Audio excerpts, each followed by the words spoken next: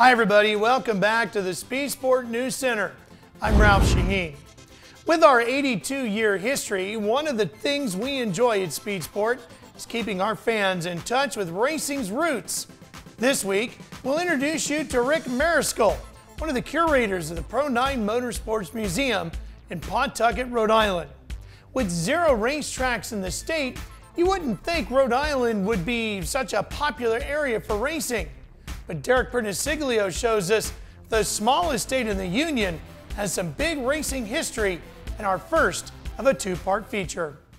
Thanks, Ralph. You know, a couple of weeks ago, we introduced you to Marty Himes and we took a tour of the Himes Museum of Motor Racing Nostalgia in Bayshore, Long Island, New York. Well, my travels have also taken me up here to the Northeast to Rhode Island. We're here in Pawtucket, Rhode Island today at the Pronyne Motorsports Museum, and we're going to meet Ric Mariscal, who's the curator of the museum here. He's going to show us around here to give us a history of Rhode Island and Northeast auto racing. This is the Rhode Island room. This room pertains to the people, places, and/or events that happened in the state of Rhode Island since 1896.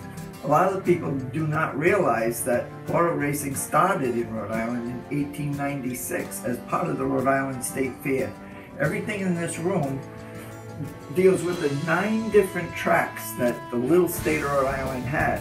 A lot of them started life as horse tracks, but evolved into auto racing tracks with the popularity of the sport.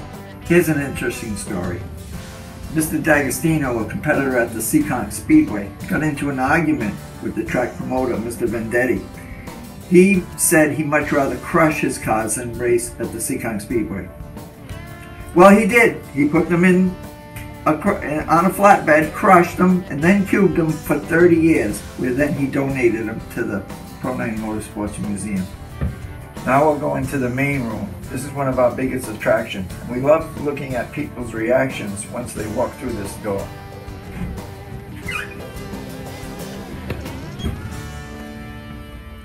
Wow.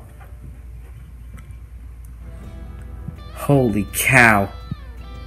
Inside the main hall, we have everything here from NASCAR vintage modifieds to Pro 4 Racing Series cars. We have a dirt track center over there. We have a drag racing center over here, and also a little history on motorcycle racing in New England. Over here in this corner, we have the Bugsy Stevens corner. All these trophies and items all belong to Bugsy Stevens. Bugsy Stevens, if you're not familiar, is from nearby Rehoboth, Massachusetts, and he's a 3-time NASCAR modified champion. This is the famous Woodchopper Coupe, one of 3 woodchopper vehicles that we have in our possession. We also note that Mike Stefanik, the 9-time NASCAR modified champion, also drove for the famed Cazellas. This is Old Blue. Old Blue was driven by Bugsy Stevens as well as Fred DeSaro. They both drove both cars, the woodchopper and the Old Blue. In 1971, they switched rides. Bugsy went to the 15 and Fred DeSaro went to the Old Blue number 3. Fred DeSaro won 14 races in a row in this car in 1974. And that team is still running today in the NASCAR Wayland Modified Tour. This is a cut down. These are the predecessors to the modern day super modifieds. This was a no holds barred, practically no rules, run what you thought of race car. These are brave men. This 1973 AMC Gremlin was driven by the checkered flag announcer known as Paul Tremaine. He was a track announcer that would go and get the results the same day. You didn't have to wait a week to find out the results. You could call this number. He had an answering machine. That was new in the day. And you could call his number and find out how your favorite driver did that same night instead of waiting a week.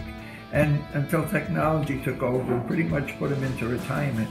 But this car still runs and we use it every week going to cruise nights and help promote the museum. You've probably seen us at Thompson or Stafford. So you didn't have to wait for National Speed Sport News. You could call Paul Tremaine in the checkered flag announcer line. Thanks, Derek. Be sure to tune in next week for part 2 of the Pronyne Motorsports Museum. And hey, if you like this cool t-shirt I'm wearing, You can get one free with your subscription to Speed Sport the magazine.